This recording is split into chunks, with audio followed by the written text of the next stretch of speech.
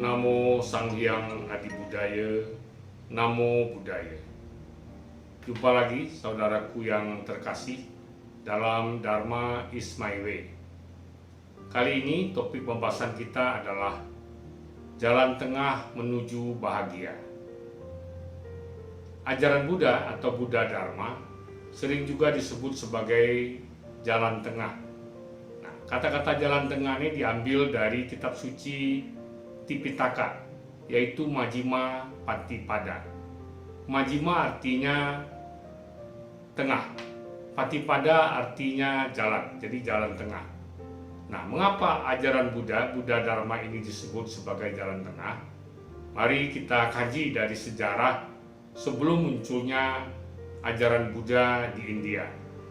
Nah, pada waktu itu, sebelum Buddha Gautama, Sakyamuni Buddha mengajarkan Dharma, di India itu berkembang dua paham yang dianut oleh dua kelompok masyarakat. Yang pertama adalah kaum Carwaka, kelompok Carwaka, dengan pandangan Uccadawada.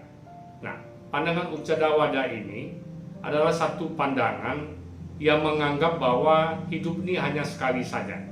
Setelah kematian terjadi, semuanya berakhir. Tidak ada sorga, tidak ada neraka, tidak ada hukum karma, tidak ada balasan dari perbuatan jahat ataupun imbalan dari perbuatan baik. Sehingga mereka ini dengan dasar pemikiran seperti itu, paham seperti itu, mereka hidup dengan mengumbar hawa nafsu, mumpung masih hidup. Jadi apa saja, kalau mereka lihat orang punya suatu benda, barang yang bagus, mereka ingin rampas saja. Kalau minta saja, kalau tidak mau dikasih, rampas saja. Kalau dia juga tidak mau kasih, kalau perlu dibunuh. Nah, inilah yang terjadi di kelompok kaum Carwaka. Ya, mereka hidup mengumbar hawa nafsu, berfoya-foya, hanya memuaskan nafsu keinginannya. Ya, ini juga pernah terjadi kalau kita lihat di sejarah. Di dalam sejarah kerajaan Romawi juga pernah terjadi. Ya, mereka makan sepuas-puasnya. Kalau prinsip yang sebenarnya adalah makan untuk hidup. Jadi kita makan itu adalah untuk mempertahankan kehidupan kita. Tetapi bagi kelompok Carwaka ini dengan pandangan Uccadawada ini, hidup untuk makan. Jadi mereka makan sepuas-puasnya. Kalau sudah tidak sanggup makan lagi, dimuntahkan. Mereka makan lagi.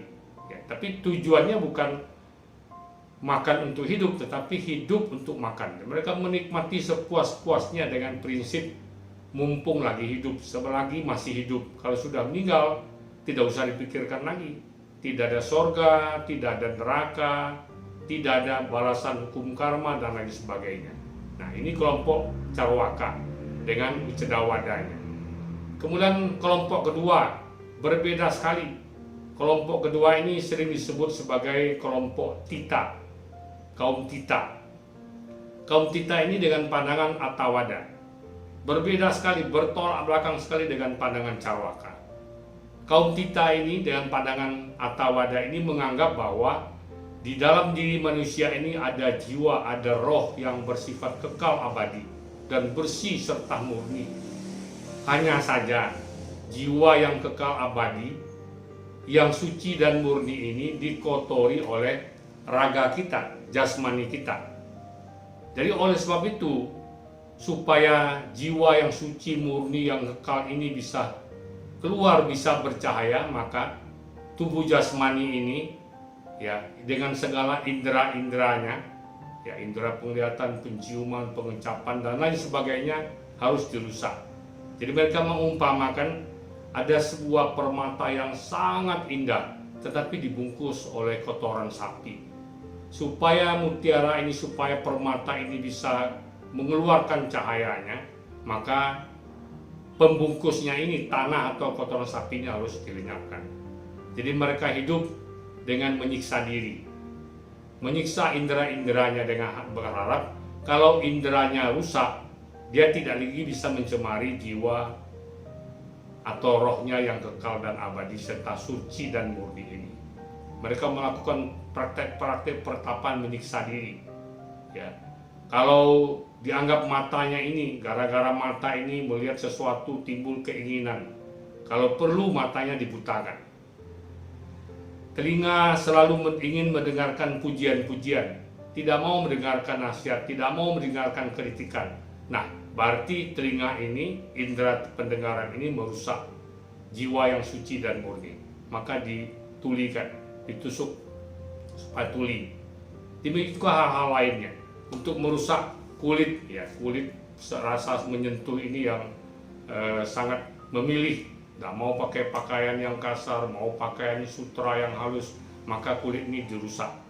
Ya, mereka melakukan praktek bertapa, berjemur di panas matahari, dan ketika malam dingin, mereka berendam di air yang sangat dingin untuk merusak jasmaninya dan indera-inderanya dengan anggapan ketika jasmani rusak, ketika indera-indera ini tidak berfungsi lagi, maka jiwa yang suci dan murni kekal abadi ini akan menonjol. Nah, dua pandangan inilah yang berkembang di India pada awal sebelum munculnya ajaran Buddha. Nah, kemudian kita lihat juga di dalam riwayat Buddha, kedua praktek yang dilakukan oleh kaum Carwaka dan Tita ini dengan pandangan Uccadawada yang ekstrim duniawi, dan kemudian kaum Tita dengan pandangan Attawada yang ekstrim anti duniawi, ini pernah dilakukan oleh Pangeran Siddhartha sebelum menjadi Buddha. Ketika beliau hidup di istana, beliau bergelimangan dengan segala kemewahan, ya, dengan segala kesenangan dan kemewahan.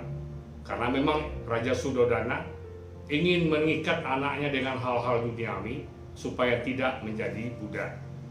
Beliau menikmati makanan berlimpah, tiap hari dihibur oleh penari-penari yang cantik dan lain sebagainya.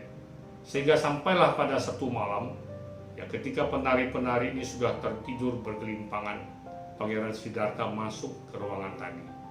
Dia melihat penari yang tadinya cantik, gemah gemulai, sekarang tergolek, tidak ubahnya seperti mayat-mayat yang bergelimpangan. Nah, kemudian kita saksikan juga, kita dengar juga ceritanya bahwa beliau menyaksikan 4 peristiwa yang ini memang terjadi dalam kehidupan manusia, yaitu orang yang sakit, orang mati, orang tua, dan kemudian juga seorang pertapa suci. Nah, akhirnya kehidupan yang bergelimangan dengan segala kemewahan, yang bergelimangan dengan hal-hal yang bersifat duniawi ini akhirnya ditinggalkan oleh Pangeran Siddhartha. Dia meninggalkan istananya yang kita kenal sebagai Mahabiniskramana, pelepasan agung. Beliau tinggalkan cara hidup berfoya-foya, cara hidup bermewah-mewah yang mengikat sekali dengan duniawi. Kemudian beliau menempuh kehidupan sebagai seorang pertapa. Beliau pernah belajar dengan 2 orang guru, Udaka Ramaputta dan Alarakalama. Kemudian akhirnya karena tidak puas, beliau melakukan praktek pertapaan sendiri. Praktek pertapaan apa? Nah, karena waktu itu ada pandangan Attawada ini, di dalam kehidupan sebagai pertapa beliau mempraktekkan apa yang dipraktekkan oleh kaum Tita dengan pandangan Attawada. Beliau mulai menyiksa diri, ya, tidak makan, tidak minum. Ketika panas terik, beliau berjemur, bertapa, bermeditasi di tengah teriknya matahari sehingga membakar kulit-kulitnya. Ketika malam dingin mencekam, beliau sengaja berendam di air yang dingin untuk merusak saraf-saraf kulitnya. Sampai akhirnya, ya dalam cerita ini dikatakan bahwa sampai akhirnya hanya kulit pembalut tulang. Ya, beliau berjuang selama 6 tahun. Dalam 6 tahun itu ada pernah satu praktek yang menyiksa diri ini dilakukan oleh Pangeran Siddhartha sebagai seorang pertapa. Sampai akhirnya ya beliau tidak sanggup jalan lagi, merangkak pergi ke tepi sungai untuk minum air. Nah, pada waktu setelah minum, beliau ini pingsan di pinggir sungai. Nah, pada waktu itulah seorang gembala bernama Nanda, ya kebetulan baru memerah susu kambing, kemudian mengambil ya satu sendok susu kambing dimasukkan ke dalam mulut pertapa Gotama ini. Nah, karena ada kekuatan ya, energi yang timbul dari susu kambing ini, akhirnya beliau bangkit lagi, berjalan perlahan-lahan dan duduk di bawah pohon bodhi. Nah, pada waktu itu dikatakan ada serombongan penari yang lewat tidak jauh dari hutan di mana beliau berada. Nah, sebagaimana kebiasaan di India, mereka senang menari, senang menyanyi. Ya, ketika itu penari itu beristirahat dan kemudian mereka mulai menyanyi dengan membunyikan kecapi. Nah, syair lagunya ini mengatakan begini: jika tali senar kecapi ini di setel terlalu kendor, maka lama-kelamaan nadanya semakin lama semakin turun, semakin rendah, dan akhirnya kecapi ini tidak bisa berbunyi lagi. Namun sebaliknya, ya, ketika tali senar kecapi ini di setel terlalu kencang, nadanya makin lama makin tinggi, dan pada satu saat tali senar kecapi ini akan putus dan suaranya akan hilang. Yang mana yang bagus? Yang bagus adalah ketika tali senar kecapi ini di setel sedang-sedang saja, tidak terlalu kendor, tidak terlalu kencang, dan disesuaikan dengan irama dan nada lagu, sehingga dia akan timbul suara yang merdu, ya, yang sedap didengar.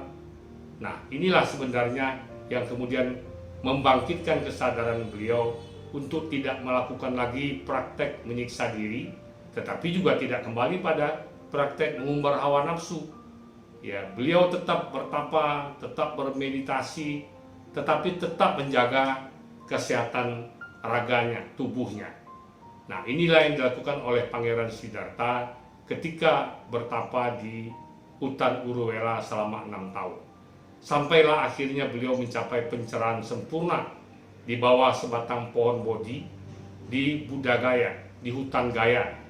Nah, pada waktu mencapai pencerahan itu beliau melihat semua fenomena yang ada di alam semesta ini. Termasuklah jalan yang ingin dicari beliau, yaitu jalan untuk membebaskan semua manusia dari penderitaan. Nah, kemudian dalam ceritanya dikatakan, ya, setelah mengalami beberapa peristiwa selama 7 minggu di hutan Gaya ini, kemudian beliau berjalan menuju ke Taman Rusa Isipatana, tempat di mana berada 5 orang pertapa, ya, yang pernah menemani beliau bertapa dulu di Uruvela. Nah, ketika ketemu dengan pertapa ini, beliau menyampaikan khotbahnya yang pertama. Nah, inilah yang diperingati oleh umat Buddha sebagai hari suci Asada. 2 bulan setelah Waisak, pada saat bulan Purnamasi di bulan Asada, ya, beliau ketemu dengan 5 orang pertapa yang kemudian menjadi Pancawagya Biku, 5 orang biku yang pertama. Beliau mensabdakan, beliau mengajarkan ajarannya untuk pertama kalinya yang kita kenal dengan Dharmacakra Pawatana Sutta. Dhammacakkapawatana Sutta. Nah, dalam khotbah yang pertama ini, beliau mengucapkan kata-kata yang pertama adalah, beliau mengatakan begini: praktek mengumbar hawa nafsu duniawi, mengumbar hawa nafsu indra, atau disebut dalam bahasa Palinya Kama Sukalika Niyoga. Kemudian praktek menyiksa diri yang dalam bahasa Pali disebut Attakila Mata Nuyoga. 2 hal ini adalah tidak bermanfaat, tidak baik, jangan dilakukan. Jadi pada saat pertama khotbah saja Buddha sudah mengatakan, hindari 2 hal yang ekstrim ini. Yang pertama adalah mengumbar hawa nafsu duniawi, mengumbar hawa nafsu indria kita. Itu hal yang tidak baik, hal yang tidak berguna, harus ditinggalkan.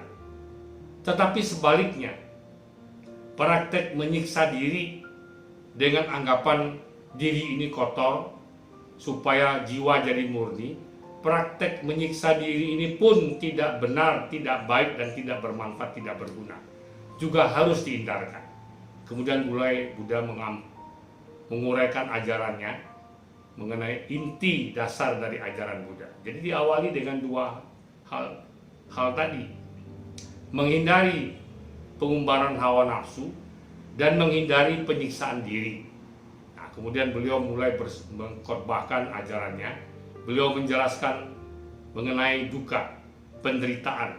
Karena tujuan beliau meninggalkan istana adalah untuk mencari obat bagaimana supaya manusia ini tidak menderita lagi tetapi menjadi bahagia. Nah, disitulah beliau menguraikan pertama, apa itu duka, apa itu penderitaan, apa itu hal-hal yang tidak menyenangkan. Yang kedua, apa penyebab timbulnya, apa sebab timbulnya duka tersebut. Yang ketiga, mengenai lenyapnya duka. Duka ini timbul dan bisa lenyap. Yang keempat, itulah yang disebut sebagai jalan menuju lenyapnya duka. Jalan menuju lenyapnya duka ini ada 8. Ya, sehingga kita sebut sebagai Arya Atangika Magga. Dan Arya Atangika Magga inilah sebenarnya perumusan dari jalan tengah Majjhima Patipada yang diajarkan oleh Buddha. Yang pertama adalah Samaditi, pandangan pengertian yang benar. Yang kedua Sama Sankappa, pikiran yang benar. Yang ketiga Sama Kamanta, sama waca, pengucapan yang benar. Yang ketiga sama kamanta, perbuatan yang benar. Kemudian yang kelima adalah sama ajiwa, penghidupan yang benar. Kemudian yang keenam dikatakan Buddha sebagai sama wayama, pengupayaan yang benar. Dan kemudian yang ketujuh adalah sama sati, perhatian yang benar. Dan kemudian yang terakhir, yang kedelapan disebut sebagai sama samadhi, pemusatan atau konsentrasi yang benar. Nah, uraian mengenai 8 jalan utama berfaktor 8, jalan utama berunsur 8 ini mungkin lain waktu kita bahas. Nah, tetapi yang penting Arya Atangika Magga, jalan utama berfaktor 8, jalan utama berunsur 8 inilah yang merupakan jalan tengah yang diajarkan oleh Buddha kepada manusia, kepada semua makhluk untuk melepaskan dirinya dari penderitaan dan membawanya pada kebahagiaan. Inilah jalan tengah, inilah Majjhima Patipada. Nah, inilah yang menjadi jalan hidup bagi umat Buddha. Karena jalan tengah ini, karena pandangan Majjhima Patipada jalan tengah ini, kalau seorang umat Buddha yang benar-benar mempraktek, ini akan mempengaruhi pola pikirnya, akan mempengaruhi cara hidupnya, cara berpikirnya, cara bertindaknya, selalu mengambil prinsip jalan tengah. Ada satu lelucon, ya, saya ceritakan mengenai jalan tengah. Terus ada yang mengartikan begini, teman saya yang non-Buddhis, kalau begitu jalan tengah ini berarti hari ini kita berbuat baik, besok tidak baik, besok baik lagi, besok tidak baik lagi. Tentu saja itu keliru.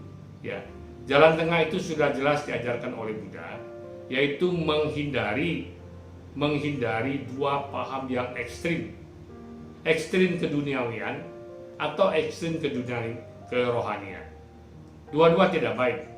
Ada orang yang mengumbar hawa nafsu, tidak memikirkan sama sekali kehidupan rohani, kehidupan spiritual.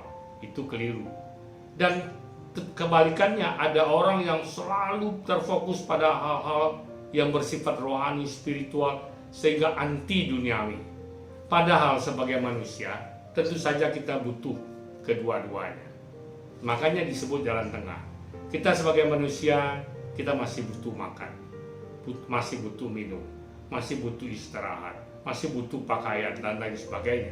Tetapi jangan hal-hal duniawi ini menjadi kita terikat. Dan jangan sampai hal-hal duniawi ini membuat kita meninggalkan hal-hal yang bersifat kerohanian, hal-hal yang bersifat spiritual. Jadi harus ada keseimbangan. Ada saat kita bisa menikmati hal-hal yang bersifat duniawi, tetapi ada juga saatnya kita melatih diri kita, ya, melatih rohani kita, melatih spiritual kita. Nah, pandangan jalan tengah Majjhima Patipada ini mempengaruhi pola pikir umat Buddha. Nah, sehingga sekarang dari lagi maraknya wabah pandemi COVID-19, COVID-19.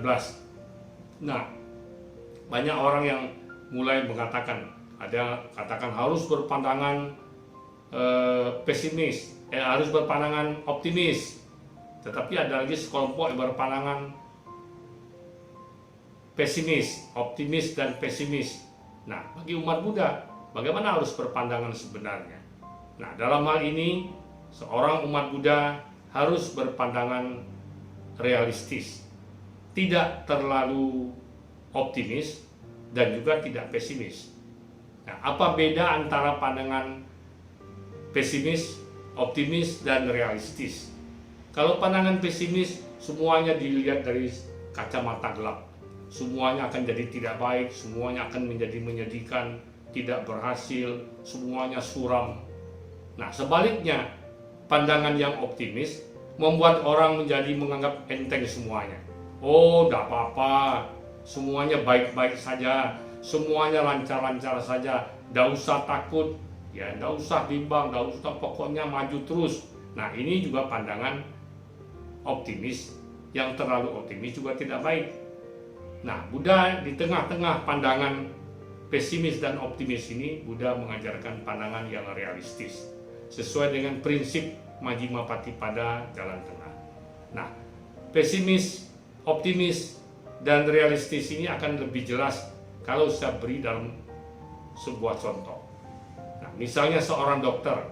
Kalau seorang dokter berpandangan pesimis, ketika ada pasien yang datang membawa hasil diagnosa, begitu dia lihat, dia bilang, waduh, parah, Anda kena kanker. Kanker ini penyakit yang paling berbahaya di dunia, jarang bisa sembuh. Ya, terus bagaimana dok? Ya sudah, ya nikmati saja sisa hidup kamu. Mau makan, mau minum, mau mana-mana, selagi masih bisa ya silakan saja. Nah, dengan pandangan yang dilontarkan oleh si dokter ini, tentu saja si pasien kanker tadi menjadi stres.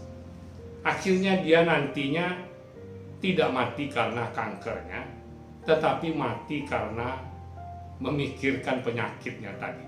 Membuat dia jadi stres, tidak bisa makan lagi, tidak bisa tidur, karena diberikan pandangan yang pesimis oleh si dokter tadi, sehingga dia jadi drop.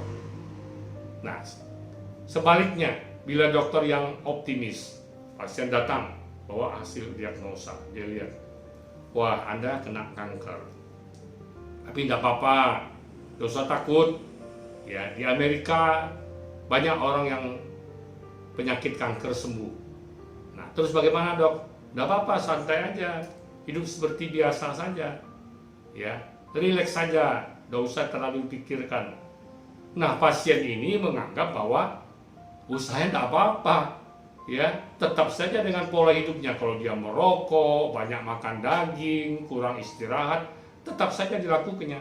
Karena apa? Dokter bilang tidak apa-apa. Banyak juga penyakit kanker di Amerika yang sembuh. Dokternya tidak mengatakan dari 100 orang terkena kanker, berapa orang yang sembuh. Ya, dari 105 sembuh. Dia sebut yang 5-nya karena dia optimis. Bagaimana dengan 95? Nah, ini pandangan yang optimis. Sekarang pandangan yang realistis.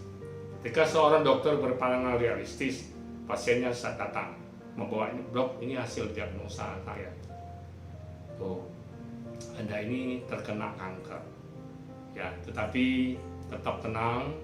Ya, sekarang teknologi medis sudah canggih. Ya, ada orang-orang yang sembuh dari penyakit kanker. Ya. Terus bagaimana dok? Kalau begitu, saya kasih obat.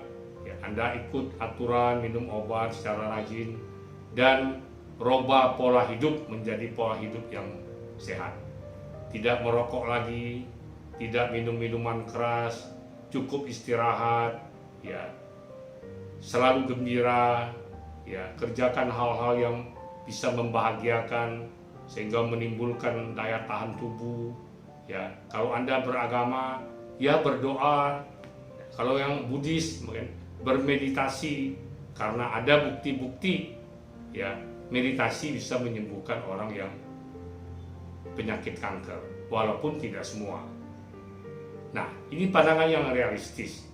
Nah, kalau Anda lebih pilih pandangan yang mana? Optimis, pesimis, atau realistis? Nah, inilah sebenarnya ajaran Buddha yang kita kenal sebagai jalan tengah yang membawa kita pada kebahagiaan. Kalau jalan tengah yang diajarkan oleh Buddha ini bisa kita praktekkan dalam kehidupan sehari-hari, ya, baik dalam pola pikir, ucapan, perbuatan, selalu kita berpedoman pada jalan tengah, yaitu ada keseimbangan, ya, tidak terlalu keduniawian dan tidak terlalu kerohanian, berjalan di tengah, semuanya bermanfaat.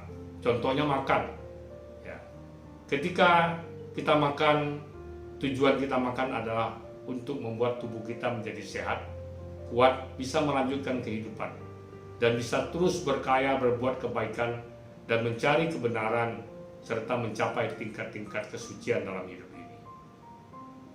Nah, jadi makan secukupnya, tidak terlalu makan berlebihan. Kurang makan sakit, kebanyakan makan juga sakit. Nah, mungkin ini yang dapat kami sampaikan pada kesempatan kali ini. Semoga bermanfaat bagi kita semua. Dan di tengah badai coronavirus disease 19 ini, COVID-19 ini, tentu saja kami mengajak, ya, marilah kita bersama-sama berdoa, beraspirasi untuk, ya, para tim medis, dokter, tim medis, perawat yang berada di garda depan. Semoga mereka tetap kuat, ya, sabar, tabah menghadapi pekerjaan-pekerjaan yang berat ini. Dan juga bagi yang sudah terkena COVID-19 ini, semoga menemukan pengobatan yang tepat sehingga bisa sembuh dari penyakit yang dideritanya.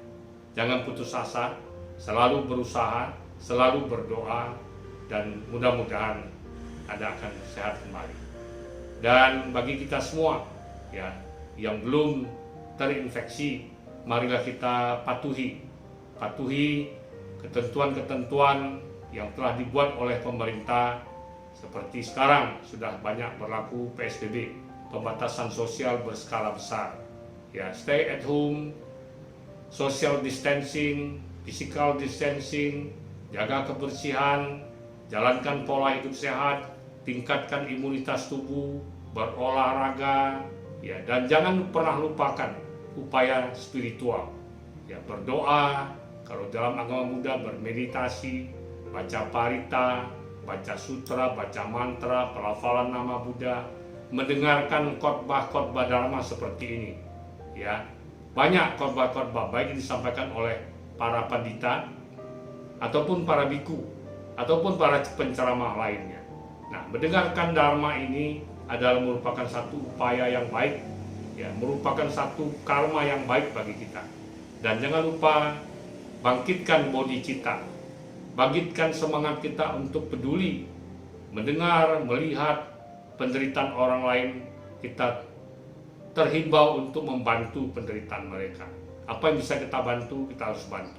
Karena di tengah badai COVID ini banyak orang-orang yang jadi terdampak akibatnya, baik secara ekonomi dan lain sebagainya. Nah, semoga kita, sesuai dengan tema Waisak pada tahun ini, yaitu kepatuhan dan kebajikan, ya, yang berlandaskan cinta kasih dan kesadaran spiritual. Semoga pandemi COVID-19 ini dapat segera berakhir. Terima kasih, semoga bermanfaat, semoga semua makhluk hidup dalam keadaan tenang, tentram, damai, dan berbahagia. Sarwa Manggalang, Sarwa Jagatang, Sabe Sata Averahuntu, Sabe Sata Bawantu Sukitata. Sadu, sadu, sadu. Namo Sang Hyang Adi Budaya, Namo Buddhaya.